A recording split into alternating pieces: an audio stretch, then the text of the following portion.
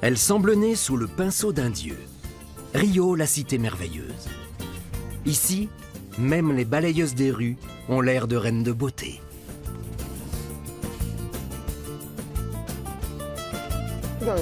Cette fresque représente ce qui fait la beauté de Rio, ses courbes. Ces courbes, on les retrouve partout, dans les corps exposés au soleil, les vagues de l'océan et les montagnes environnantes. Le grand architecte Oscar Niemeyer était un adepte de la courbe libre et sensuelle de la nature. Il trouvait l'inspiration au quotidien dans sa ville de Rio.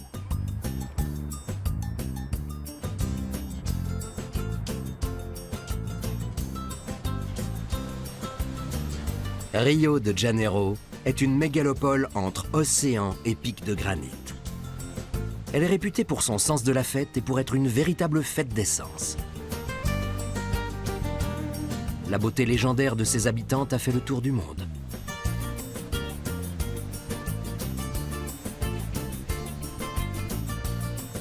Cité merveilleuse, cœur de mon Brésil, disent les paroles d'une célèbre samba. À la fois danse et musique, la samba est le symbole du Brésil et du carnaval de Rio. Les cariocas considèrent leur ville comme le centre, ou plutôt le nombril du Brésil. Les courbes ondulent, pas seulement dans la musique, le sport ou la nature, mais aussi dans l'architecture. À l'image du célèbre Calçadão de la plage de Copacabana. Un pavage dont le mouvement noir et blanc prolonge en quelque sorte les vagues. Sa beauté, Rio la doit en grande partie à ses racines africaines. Je pense que c'est universel. Dès qu'on évoque le Brésil, tout le monde pense aux filles métisses. Cris Alves est l'archétype de la mulata, la femme métisse symbole du carnaval. En 2012, elle a été élue Miss Carnaval de Rio de Janeiro. Ici, c'est un peu la reine de la samba. Au Brésil, personne n'est réellement blanc en fait. Pour moi, l'idéal de beauté, c'est la peau noire, en toute objectivité. Si la moitié de la population brésilienne est noire ou métissée, les inégalités sont toujours une réalité. Le Brésil reste malgré tout le pays de la démocratie raciale et incarne pour beaucoup le rêve d'une identité pluriethnique et égalitaire. On est un pays métis. Peu importe qu'on soit blanc, blond, bleu ou jaune, il n'y a pas de couleur ici. On est des sans-mêlés. Cris Alves fait partie des plus grandes danseuses de samba du pays. La samba, c'est l'expression des favelas, les bidonvilles de Rio, peuplés en majorité par les descendants d'esclaves.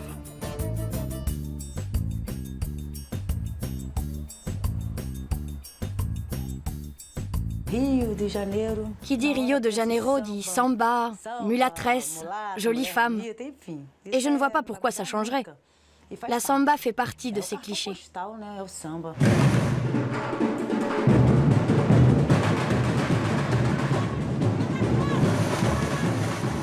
Direction Niterói, de l'autre côté de la baie de Guanabara. Cris a passé des années à l'étranger. Elle a été danseuse de revue, mais c'est la samba qui lui a permis de gravir les échelons de la société. Maintenant, à 38 ans, elle est la figure de proue de l'école de samba de Salgueiro. Il suffit d'écouter Cris parler de samba pour comprendre la fascination qu'elle exerce sur les Brésiliens. Il suffit de fermer les yeux, de laisser son esprit vagabonder et de suivre la lumière. Ma définition de la samba, c'est ça, la lumière de l'esprit. À l'école de samba ou quand j'écoute de la samba chez moi, mon cœur s'emballe, j'ai des frissons. Quelquefois, j'aimerais juste écouter la chanson, mais je n'y arrive pas. Mon corps se met en mouvement, il veut danser. C'est une musique qui nous fait bouger, qui communique de la joie, qui regonfle le moral des Brésiliens. Malgré les difficultés, on arrive à sourire, à se lever, à danser et à laisser notre esprit flotter.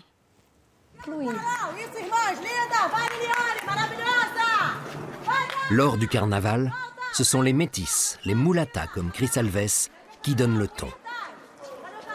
Le mot qui a donné mulâtre en français est hérité du passé esclavagiste du Brésil. Par moquerie, on avait pris l'habitude d'appeler mulets les enfants nés d'une union mixte. Mais à Rio, le terme a été retourné et l'offense est devenue un compliment. Au point qu'il est revendiqué avec fierté par les danseuses blanches.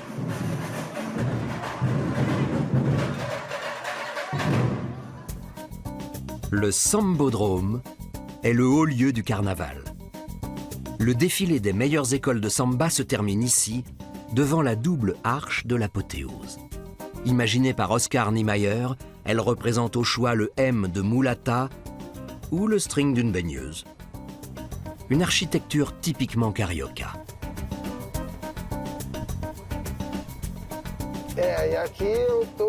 Ici, je suis dans mon élément. Je peins ce que j'aime le plus, la samba, surtout celle de Rio. Ce monument symbolise à mes yeux le triomphe du carnaval et des danseurs des écoles de samba. Si le défilé se passe bien, il se termine sur la place au bout du Sambodrome. Et ça, c'est l'arche de l'apothéose.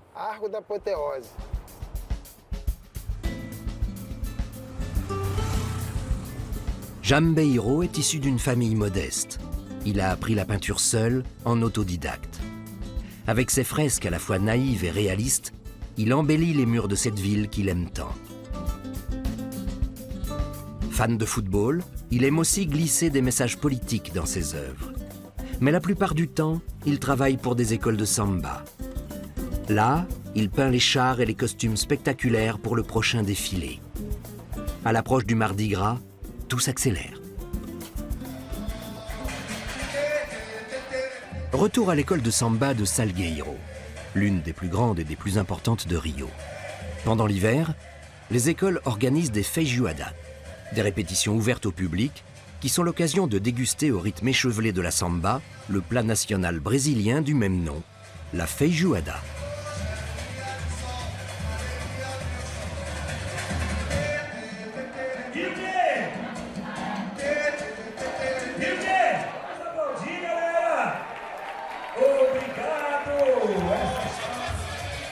Salgueiro est aussi l'école de Nayara Justino, la Globeleza de 2014.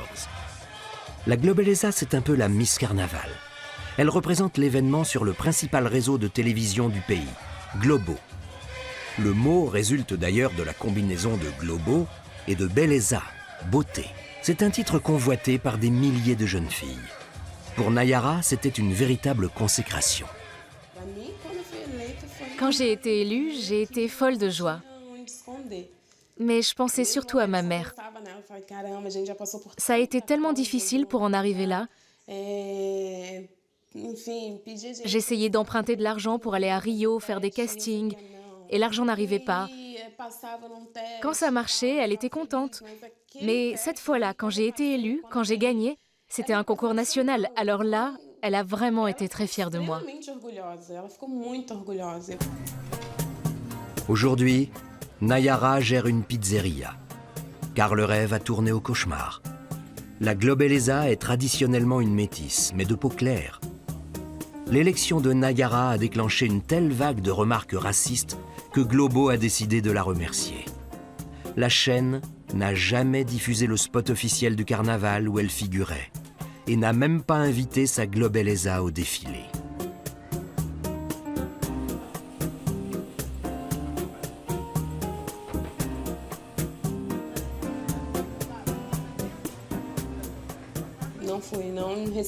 Je n'y suis pas allée. Je n'ai pas reçu d'invitation pour représenter le carnaval. J'ai suivi ça à la télé.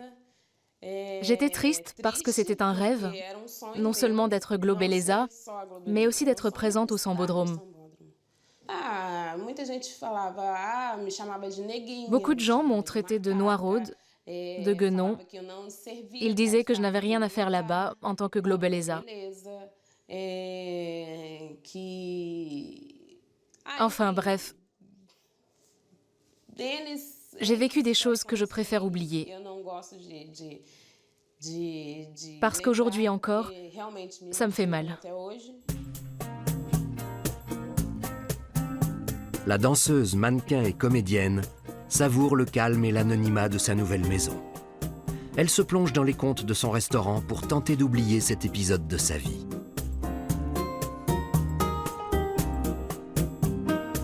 Avec son mari Cairo et leur chien Billy, elle vit désormais à Buzios, une station balnéaire située à 150 km au nord de Rio.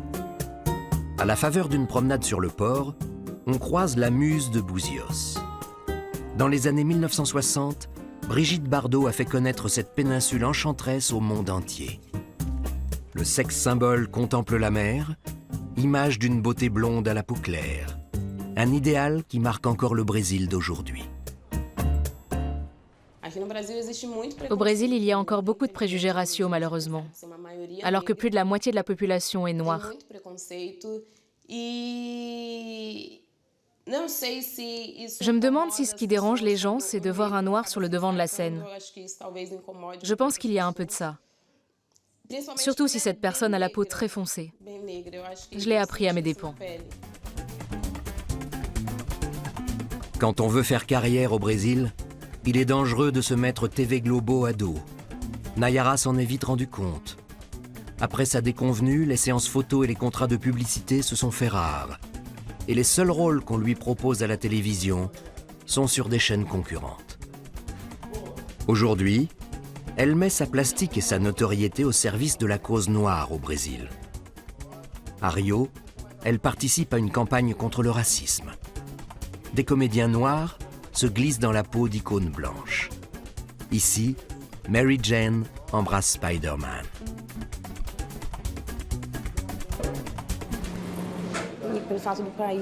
La majorité de la population est noire, mais les canons de beauté actuels viennent d'ailleurs. C'est à nous de mettre en avant notre culture, d'inciter nos enfants à avoir des rêves et à les réaliser. Ce type de campagne me paraît extrêmement important pour les jeunes, mais aussi pour les adultes, pour nous, les femmes. On doit se mettre en valeur, montrer notre beauté au monde. On a une vraie beauté. Au Brésil, les agences de mannequins poussent comme des champignons, surtout à Rio. Samedi après-midi, en plein centre-ville, séance de test pour l'agence ABS. La percée de Gisèle Bündchen a suscité beaucoup de vocations chez les jeunes cariocas. Pourtant, celle qu'on surnomme aujourd'hui The Body a connu des débuts difficiles. Elle a été refusée par 42 agences avant de décrocher son premier contrat et de connaître une carrière exceptionnelle. Nayara a été remplacée par une globeleza à la peau plus claire. Mais dans les agences de mannequins, on cherche autant la nouvelle Gisèle Bündchen que la nouvelle Naomi Campbell. De quoi donner des ailes à la jeune génération, blanche ou noire.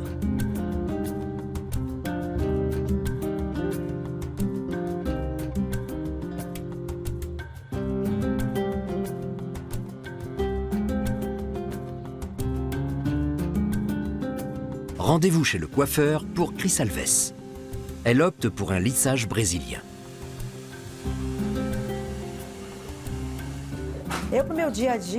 Au quotidien, je préfère les cheveux lisses. C'est une coiffure qui me va bien parce que j'ai des traits fins.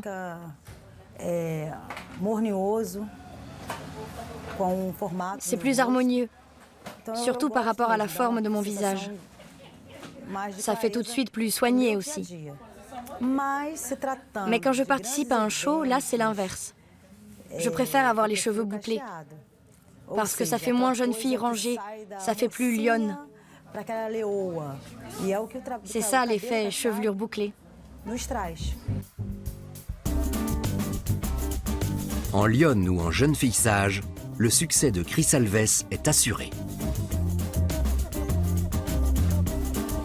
Dans cette ville où certains idéaux de beauté règnent en maître, les salons de coiffure ont le vent en poupe. Les cariocas de tous sexes, âges et couleurs de peau se passionnent pour la chose capillaire. Le bien-être est ici indissociable de l'apparence. Alors on soigne celle-ci avec ferveur à Copacabana comme dans toute la partie sud de la ville. Le culte du corps va de pair avec une certaine obsession de la beauté. À Rio, on aime prendre soin de soi et se pomponner. Le corps est un capital comme un autre. Et les salons de beauté sont presque aussi nombreux que les salles de sport.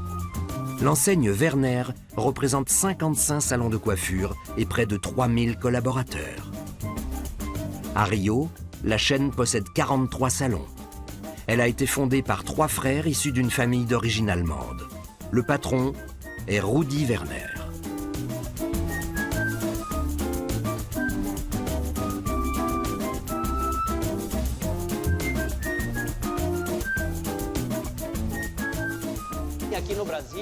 Ici, au Brésil, on accorde plus d'importance à la beauté qu'en Allemagne. On prend plus soin de ses cheveux, de son apparence. La femme ici montre plus souvent son corps, notamment à Rio, alors ça la motive. Les salles de gym sont toujours bondées. La beauté est aussi fondamentale ici que la culture en Europe. Ça évolue un peu, mais dans l'ensemble, on privilégie le corps et le sport parce qu'on est dans un pays tropical. À l'ombre du pain de sucre, la beauté fait moins figure de priorité. Selon les dernières estimations, les favelas de Rio compteraient 1 million d'habitants. Avant la Coupe du Monde de football, elles ont été pacifiées. Des forces de police spéciales ont été dépêchées sur place pour résorber le trafic de drogue. La favela a la réputation d'être un endroit violent, où vivent des criminels. Mais pourtant, la plupart des habitants sont des gens bien. Ils sont même heureux d'habiter ici. C'est le cas de Bernhard Weber. Agora é nossa hora. É o Rio de Janeiro, cidade dos Jogos Olímpicos. O clima é mais ou menos assim. Se liga, meu amigo. Guten Morgen. Rio de Janeiro. Cet Allemand de Stuttgart s'est installé à Rio il y a 13 ans. Musicien et guide touristique, il habite à Tabajaras, une favela longtemps placée sous la coupe des trafiquants de drogue. Bernhard est aujourd'hui père de famille et n'a pas eu de difficulté à s'intégrer. Sous le pseudonyme de MC Gringo, il a officié aux platines des Baile Funk, les soirées funk de toutes les favelas.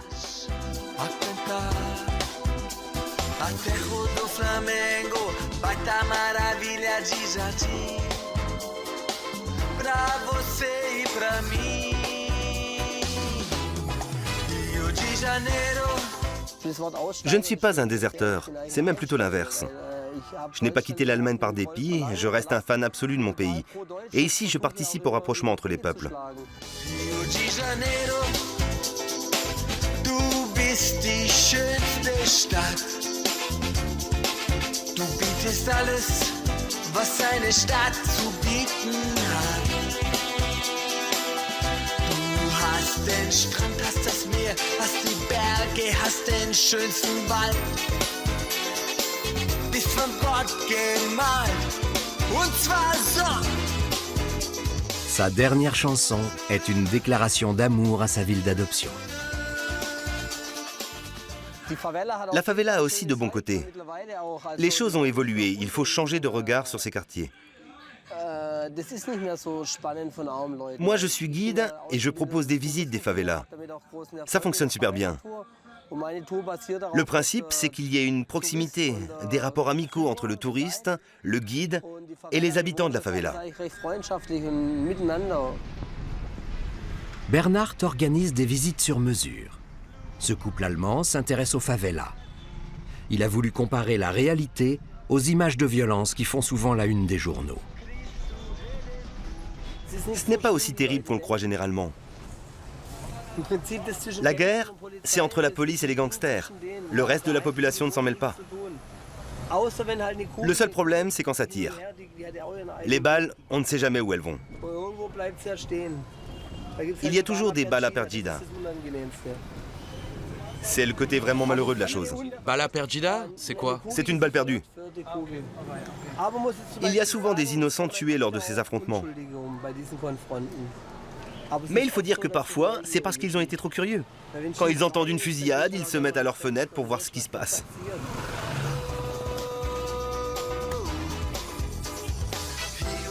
Le gringo de Rio est parfaitement renseigné sur les us et coutumes de la favela.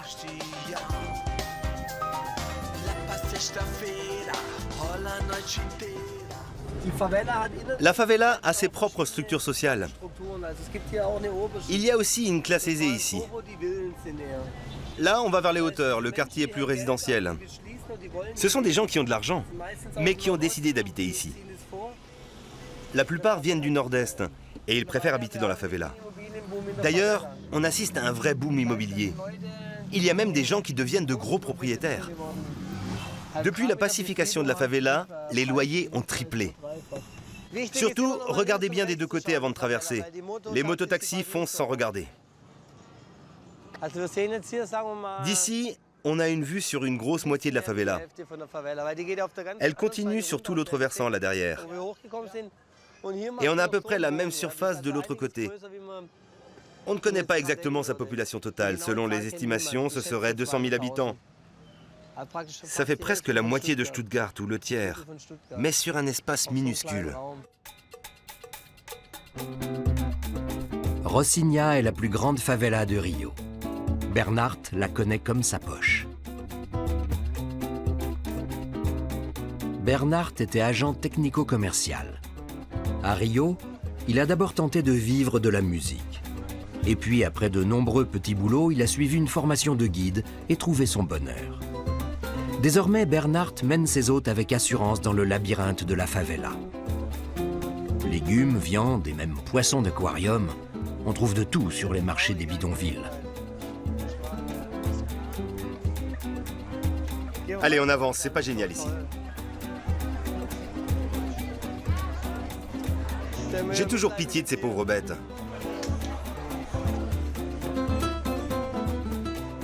On va passer dans une ruelle assez étroite. À peu près 70% des habitations donnent sur ce genre de passage. Tout ce qu'on vient de descendre, maintenant, il va falloir le remonter.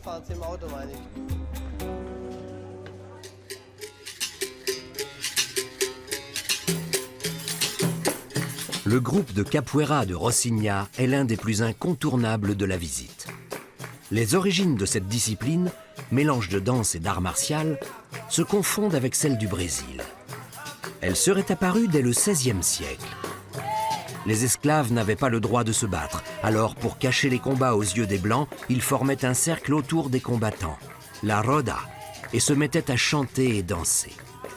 C'est ainsi qu'est né ce sport de combat emblématique du Brésil, qui se déroule toujours au rythme du berimbau et des battements de mains.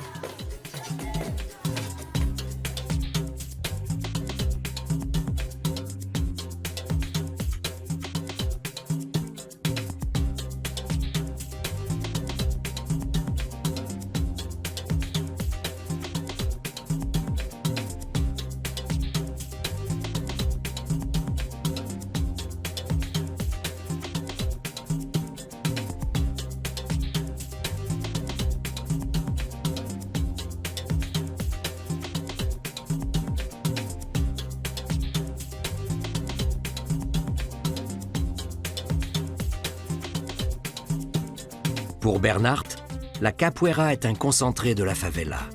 On y retrouve toute sa beauté, son énergie et sa créativité.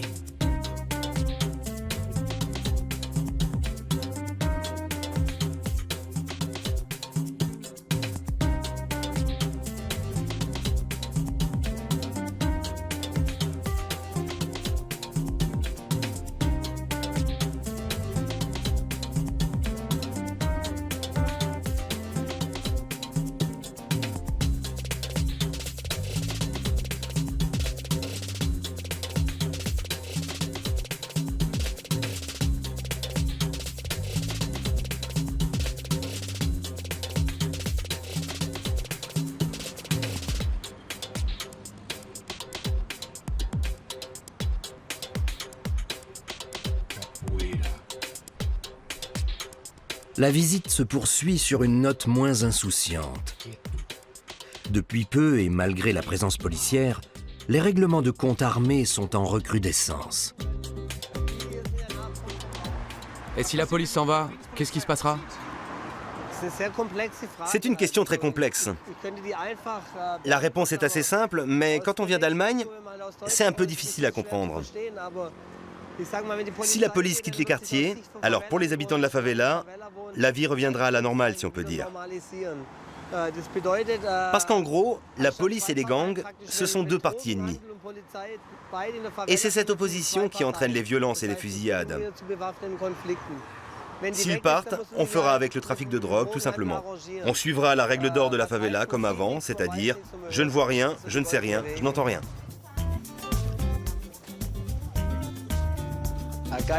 Pas mal la vue, hein? Le Christ rédempteur, le pain de sucre, tout y est.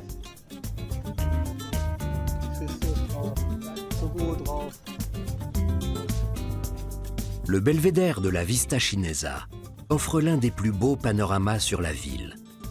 D'ici, on embrasse d'un seul coup d'œil le Corcovado coiffé de la statue du Christ rédempteur, le pain de sucre et la colline des Deux Frères. Cette vue chinoise doit son nom à des planteurs de thé qui se sont établis sur ces hauteurs au XIXe siècle. La pagode est l'un des nombreux attraits de la forêt de Tijuca, qui fait partie du parc national du même nom.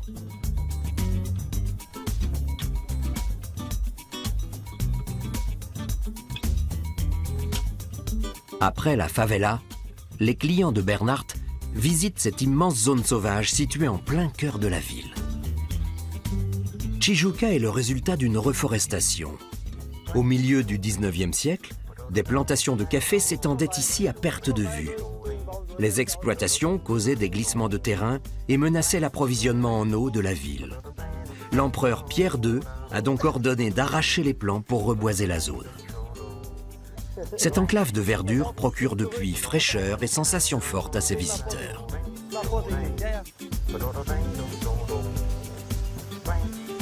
Attention, ça glisse un peu. Ah non, ça va. Ici, on n'est pas en dehors de la ville. La Floresta da Tijuca, c'est la plus grande forêt urbaine au monde. Beaucoup plus grande que Central Park. On pourrait se balader des jours entiers sans en voir le bout. Pour vous donner une idée, il y a des gens qui se sont perdus et ont erré pendant 5 jours ici. C'est un coin exceptionnel et on est à 5 minutes de la ville. C'est quand même fabuleux. La forêt réserve quelques surprises. Des habitants peu ordinaires ont élu domicile tout près des zones résidentielles, à quelques encablures du parc olympique.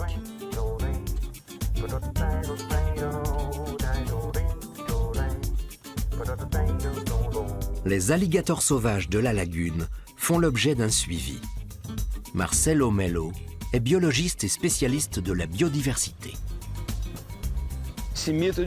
Les alligators qui attaquent les gens, c'est un mythe. Je dis souvent qu'à Rio, il y a 2 animaux dangereux. Le moustique qui transmet la dengue et d'autres maladies, et l'homme. Celui-là, c'est le pire. Il détruit l'habitat des autres animaux.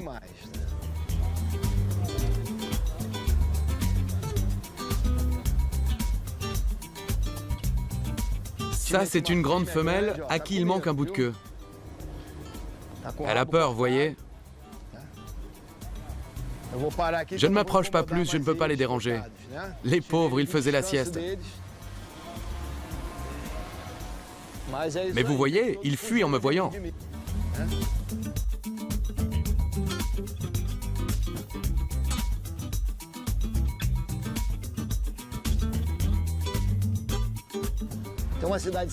Dans une ville de 7 millions d'habitants, on s'attend à ce que la nature disparaisse.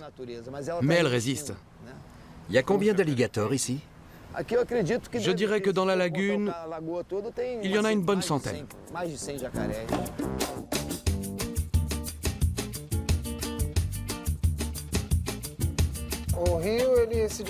Rio se démarque des autres villes par la présence de la mer et de la montagne. Par le bleu de l'océan et le vert des collines. C'est cette diversité naturelle qui attire l'attention. Quand on demande aux Cariocas ce qui fait la beauté de leur ville, ils évoquent souvent les femmes, les bikinis et le football. Mais au-delà des stéréotypes, une même réponse revient sans cesse, mar et montaña, la mer et la montagne. À Rio, la nature s'offre en spectacle, pour l'artiste comme pour le scientifique. Beaucoup de plages urbaines de Rio sont polluées. La nature autour a disparu. Ces plages sont célèbres, mais ce ne sont pas les plus belles. La plus magnifique aujourd'hui, c'est sans conteste Prainha. Le drapeau bleu annonce la bonne qualité de l'eau. La Prainha est la seule plage dont Rio peut être fier. C'est une baie préservée, très appréciée des surfeurs. À Rio, l'art et l'architecture imitent les courbes de la nature. Des arches du portique de Lapa, le quartier phare de la vie nocturne, aux douces ondulations des toits dans le quartier du port.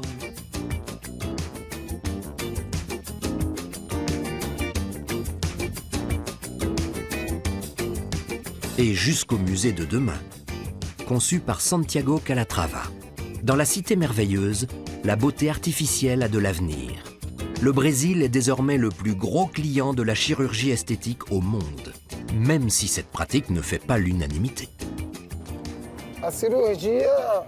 La chirurgie esthétique permet maintenant aux Brésiliennes d'avoir un fessier généreux et de gros seins.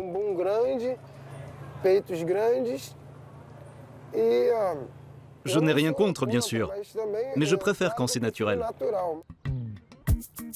La femme de Jambeiro va justement passer sous le bistouri d'ici peu.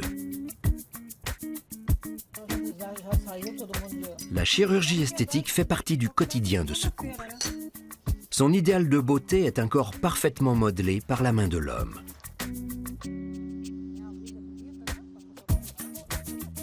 Angela Bismarcky ne compte plus les opérations. Et son mari, Wagner de Moraes, est aussi son architecte personnel. La clinique esthétique du chirurgien fonctionne à plein régime. Le marché de la beauté ne connaît pas la crise. J'ai déjà prévu de me faire poser une puce de la beauté. C'est pour renouveler mes hormones. C'est la nouvelle mode au Brésil.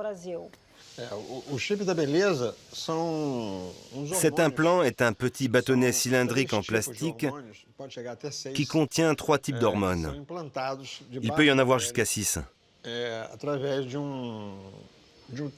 Il est inséré sous la peau, on parle de puce, mais en réalité, il s'agit d'un implant qui dure entre 6 mois et 1 an et qu'on doit ensuite remplacer. Ça prévient la cellulite, le relâchement de la peau, ça tonifie. C'est bon pour les cheveux. Beaucoup de personnes se font poser cette puce de la beauté. Elle s'en fait poser une la semaine prochaine. Oui, dans une semaine. Ça va m'aider à prendre soin de moi, à garder une apparence jeune. C'est cool. J'ai hâte de voir ça. Si l'aspartame pouvait être un élixir de jeunesse, ce couple qui rêve d'une existence délivrée des rides serait parfaitement heureux.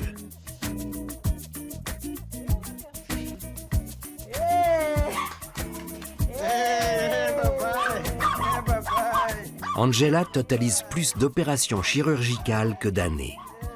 Et elle fêtera bientôt son 50e anniversaire. Elle a même eu recours à une vaginoplastie. La chirurgie intime est la nouvelle mode à Rio.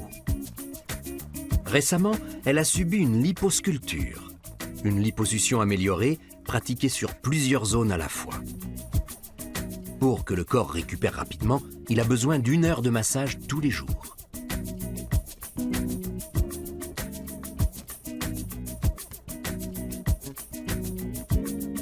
Angela n'a pas seulement l'ambition d'être belle, c'est aussi une femme d'affaires avisée. Elle a couché sur le papier sa recette du bonheur conjugal, intitulée « Mes 10 commandements de l'amour ». Manifestement, Interroger son partenaire sur les risques et effets secondaires des opérations n'en fait pas partie. Les dangers de la toxine botulique, ou Botox, sont désormais bien connus. Mais chez les Bismarcky, ils ne figurent pas sur la liste des substances interdites. Je fais ça parce que ça adoucit ma physionomie. Ça remonte aussi mes sourcils. C'est beaucoup plus joli. Mais l'essentiel, comme l'expression de mon visage est parfois un peu dure, c'est que les injections de Botox lui redonnent de la douceur. Il faut souffrir pour être belle. Il faut souffrir. Ça oui. Depuis 10 ans, le Brésil était au 2e rang. En 2015, il a dépassé les États-Unis. Et il est aujourd'hui le premier consommateur de chirurgie esthétique.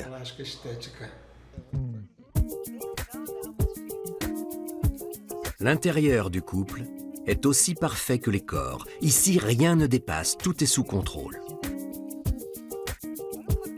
Tous deux aiment se plonger dans leurs souvenirs et feuillettent souvent l'album de mariage, toujours à portée de main dans le salon. Le chirurgien et sa meilleure patiente se sont dit oui dans une école de samba. Rien n'a été laissé au hasard et surtout pas la pièce montée.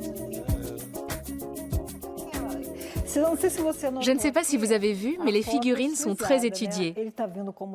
Lui, il apparaît comme médecin plasticien et moi comme danseuse de samba avec mes talons, comme reine du carnaval. C'est très sympa. Ça représente ce que nous sommes dans la vie.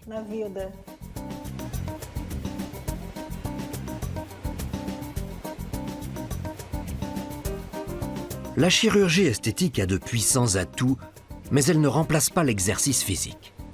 Angela Bismarcky fréquente assidûment la salle de sport et fait un footing quotidien.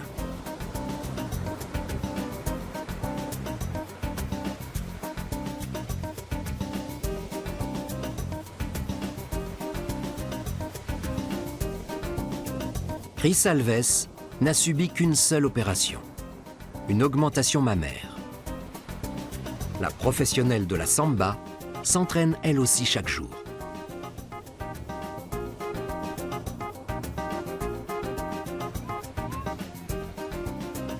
L'ex-globeleza Nayara Justino court elle aussi pour entretenir sa forme. Ces 3 Brésiliennes si différentes trouvent le même plaisir à courir sur le sable fin dans ce décor grandiose.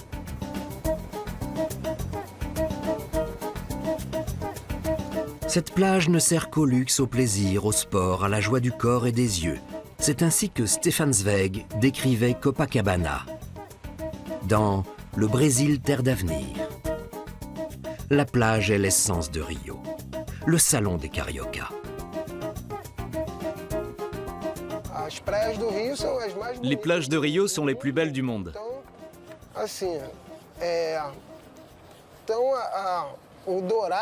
Et la couleur dorée du sable rappelle les femmes.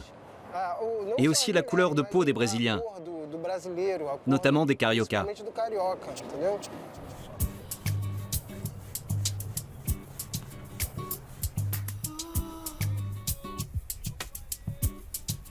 Obtenir cette couleur demande un soin quotidien. L'huile remplace souvent l'écran solaire.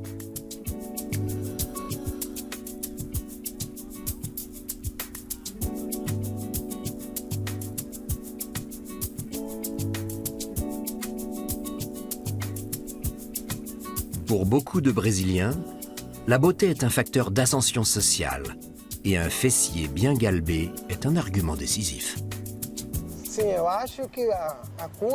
Les courbes des femmes, c'est l'emblème de Rio. Les monuments de la ville ont aussi des courbes. Celle-ci, il faut qu'elle soit parfaite. C'est notre symbole.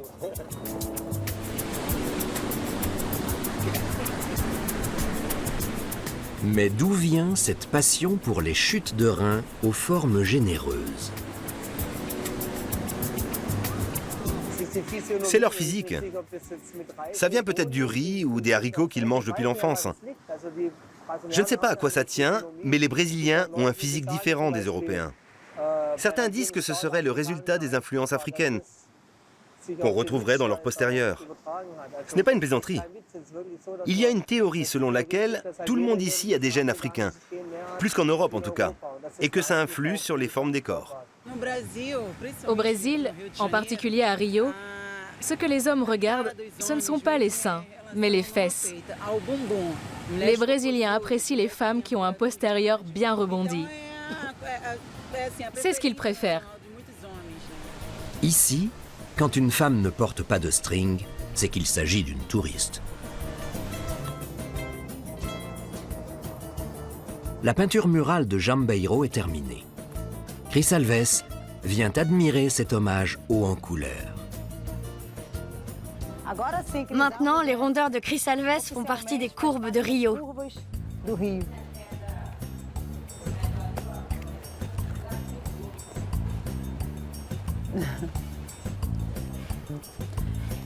Ça rappelle le corps des mulâtresses.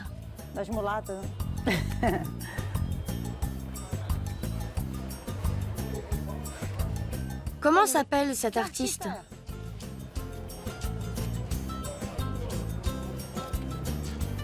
Jambeiro. Génial. Génial. Un grand artiste. C'est parfait. La fresque de Jambeiro illustre la conviction de tous les cariocas. La beauté de Rio est dans ses courbes généreuses. Une belle façon d'arrondir les angles.